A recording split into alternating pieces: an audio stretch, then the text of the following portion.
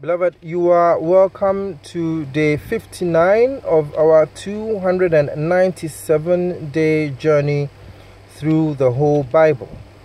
This is a reading for the 28th of February 2019, and today we are looking at Ruth 1, 2, 3, and 4. And God willing, we will finish the whole Bible by the 24th of October 2019. Ruth chapter 1.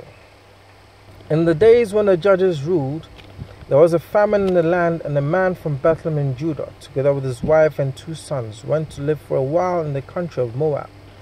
The man's name was Elimelech, his wife's name Naomi, and the names of his 2 sons were Mahlon and Chilion. They were Ephraimites from Bethlehem, Judah, and they went to Moab and lived there. Now Elimelech, Naomi's husband, died, and she was left with her 2 sons. They married Moabite women, one named Orpah and the other Ruth. After they had lived there about 10 years, both Mahlon and Chilion also died, and Naomi was left without her 2 sons and her husband. When she heard in Moab that the Lord had come to the aid of his people by providing food for them, Naomi and her daughters-in-law prepared to return home from there. With her 2 daughters-in-law, she left the place where she had been living and set out on the road that would take them back to the land of Judah. Then Naomi said to her 2 daughters-in-law, "Go back, each of you, to your mother's home. May the Lord show kindness to you as you have shown to your dead and to me. May the Lord grant that each of you will find rest in the home of another husband." Then she kissed him, and they wept aloud and said to her, "We will go back with you to your people." But Naomi said, "Return home, my daughters. Why would you come with me? Am I going to have any more sons who could become your husbands? Return home, my daughters. I am too old to have another husband. Even if I thought there was still hope for me, even if I had a husband tonight and then gave birth to sons, would you wait until they grew up? Would you remain unmarried for them? No, my daughters, it is more bitter for me than for you, because the Lord's hand has gone out against me." At this they wept again. Then Orpah kissed her mother-in-law goodbye, but Ruth clung to her. "Look," said Naomi, "your sister-in-law is going back to her people and her gods. Go back with her." But Ruth replied, "Don't urge me to leave you or to turn back from you. Where you go, I will go, and where you stay, I will stay. Your people will be my people, and your God my God. Where you die, I will die, and there I will be buried. May the Lord deal with me, be it ever so severely, if anything but death separates you and me." When Naomi realized that Ruth was determined to go with her, she stopped urging her. So the 2 women went on until they came to Bethlehem. When they arrived in Bethlehem, the whole town was stirred because of them, and the woman exclaimed, "Can this be Naomi?" "Don't call me Naomi," she told them. "Call me Mara, because the Almighty has made my life very bitter. I went away full, but the Lord has brought me back empty. Why call me Naomi? The Lord has afflicted me. The Almighty has brought misfortune upon me." So Naomi returned from Moab, accompanied by Ruth the Moabite as her daughter-in-law, arriving in Bethlehem as the barley harvest was beginning. Ruth chapter 2. Now Naomi had a relative on her husband's side from the clan of Elimelech, a man of standing, whose name was Boaz. And Ruth the Moabite said to Naomi, "Let me go to the fields and pick up the leftover grain behind anyone in whose eyes I find favor." Naomi said to her, "Go ahead, my daughter." So she went out and began to glean in the fields behind the harvests. As it turned out, she found herself working in a field belonging to Boaz, who was from the clan of Elimelech. Just then Boaz arrived from Bethlehem and greeted the harvesters. "The Lord be with you. The Lord bless you," he called back. Boaz asked the foreman of his harvesters, "Whose young woman is that?" The foreman replied, "She is the Moabitess who came back from Moab with Naomi." She said, "Please let me glean and gather among the sheaves behind the harvesters." She went into the field and has worked steadily from morning till now, except for a short rest in the shelter. So Boaz said to Ruth, "My daughter, listen to me. Don't go and glean in another field, and don't go away from here. Stay here with my servant girls. Watch the field where the men are harvesting, and follow along after the girls. I have told the men not to touch you. And whenever you are thirsty, go and get a drink from the water jars the men have filled." At this she bowed down with her face to the ground. She exclaimed, "Why have I found such favor in your eyes that you notice me, a foreigner?" Boaz replied, "I have been told all about what you have done for your mother-in-law since the death of your husband, how you left your father and mother and your homeland and came to live with a people you did not know before. May the Lord repay you for what you have done. May you be richly rewarded by the Lord, the God of Israel, under whose wings you have come to take refuge." "May I continue to find favor in your eyes, my lord," she said. "You have given me comfort and have spoken kindly to your servants, though I do not have the standing of one of your servant girls." At mealtime, Boaz said to her, "Come over here, have some bread and dip it in the wine vinegar." When she sat down with the harvesters, he offered her some roasted grain. She ate all she wanted and had some left over. As she got up to glean, Boaz gave orders to his men. "Even if she gathers among the sheaves, don't embarrass her. Rather pull out some stalks for her from the bundles and leave them for her to pick up, and don't rebuke her." So Ruth gleaned in the field until evening. Then she threshed the barley she had gathered, and it amounted to about an ephah.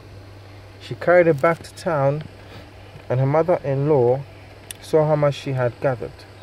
Ruth also brought out and gave her what she had left over after she had eaten enough. Her mother-in-law asked her, "Where did you glean today? Where did you work? Blessed be the man who took notice of you." Then Ruth told her mother-in-law about the one at whose place she had been working. "The name of the man I worked with today is Boaz," she said. "The Lord bless him," Naomi said to her daughter-in-law. "He has not stopped showing his kindness to the living and the dead." She added, "That man is a close relative. He is one of our kinsmen, redeemers." Then Ruth the Moabitess said, "He even said to me, 'Stay with my workers until they finish harvesting all my grain.'" Naomi said to Ruth, her daughter-in-law, "It will be good for you, my daughter, to go with his girls, because in someone else's field you might be harmed." So Ruth stayed close to the servant girls of Boaz to glean until the barley and wheat harvests were finished, and she lived with her mother-in-law. Ruth chapter 3. One day Naomi, her mother-in-law, said to her, "My daughter, should I not try to find a home for you where you will be well provided for? Is not Boaz, with whose servant girls you have been, a kinsman of ours? Tonight he will be winnowing barley on the threshing floor. Wash and perfume yourself and put on your best clothes. Then go down to the threshing floor, but don't let him know you are there until he has finished eating and drinking. When he lies down, note the place where he is lying. Then go and uncover his feet and lie down. He will tell you what to do." "I will do whatever you say," Ruth answered. So she went down to the threshing floor and did everything her mother-in-law told her to do. When Boaz had finished eating and drinking and was in good spirits, he went over to lie down at the far end of the grain pile. Ruth approached quietly and covered his feet and lay down. In the middle of the night, something startled the man, and he turned and discovered a woman lying at his feet. "Who are you?" he said. "I am your servant Ruth," she said. "Spread the corner of your garment over me, since you are a kinsman redeemed." "The Lord bless you, my daughter," he replied. "This kindness is greater than that which you showed earlier. You have not run after the younger men, whether rich or poor. And now, my daughter, don't be afraid. I'll do for you all you ask. All my fellow townsmen know that you are a woman of noble character. Although it is true that I am near of kin, there is a kinsman redeemer nearer than I. Stay here for the night, and in the morning, if he wants to redeem, good, let him redeem. But if he is not willing, as surely as the Lord lives, I will do it. Lie here until morning." So she lay at his feet until morning, but got up before anyone could be recognized, and he said, "Don't let it be known that a woman came to the threshing floor." He also said, "Bring me the shawl you are wearing and hold it out." When she did so, he poured into it 6 measures of barley and put it on her. Then he went back to town. When Ruth came to her mother-in-law, Naomi asked, "How did it go, my daughter?" And she told her everything Boaz had done for her and added, "He gave me these 6 measures of barley, saying, Don't go back to your mother-in-law empty-handed." Then Naomi said, "Wait, my daughter, until you find out what happens, but the man will not rest until the matter is settled today." Ruth chapter 4. Meanwhile, Boaz went up to the town gate and sat there. When the kinsman redeemer he had mentioned came along, Boaz said, "Come over here, my friend, and sit down." So he went over and sat down. Boaz took 10 of the elders of the town and said, "Sit here," and they did so. Then he said to the kinsman redeemer, "Naomi, who has come back from Moab, is selling the piece of land that belonged to her brother Elimelech.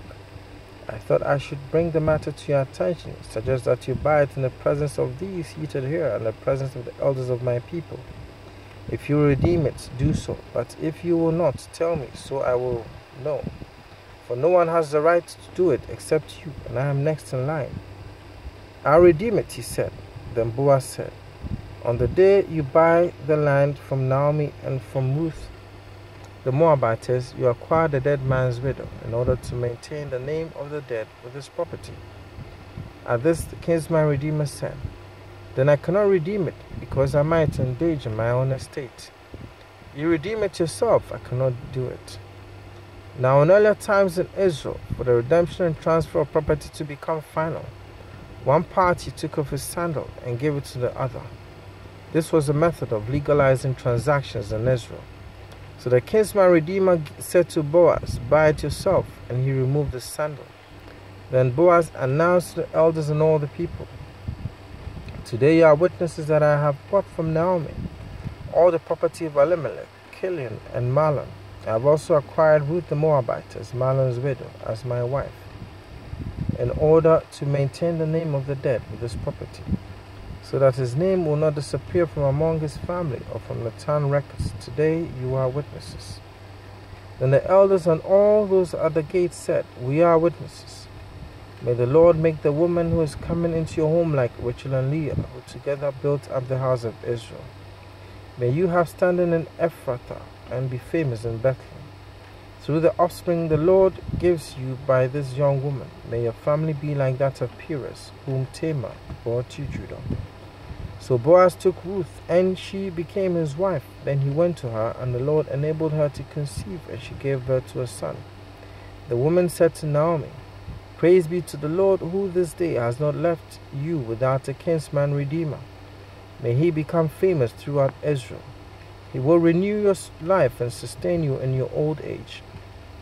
For your daughter-in-law, who loves you and who is better to you than 7 sons, has given him birth." Then Naomi took the child, laid him in her lap, and cared for him. The woman living there said, "Naomi has a son," and they named him Obed. He was the father of Jesse, the father of David. This then is the family line of Perez. Perez was the father of Hezron. Hezron was the father of Ram. Ram was the father of Amminadab. Amminadab was the father of Nahshon. Nahshon was the father of Salmon. Salmon was the father of Boaz. Boaz was the father of Obed. Obed was the father of Jesse, and Jesse the father of David. Beloved, 2 Timothy 3:16 and 17 says, "All scripture is inspired by God and is good for teaching, correction, rebuking, for training in righteousness, and for equipping the servant of God for all good works." Beloved, this reading is not a substitute for prayer, it's not a substitute for salvation, it's not a substitute for your unique relationship with God, but I believe it's a good addition. Amen.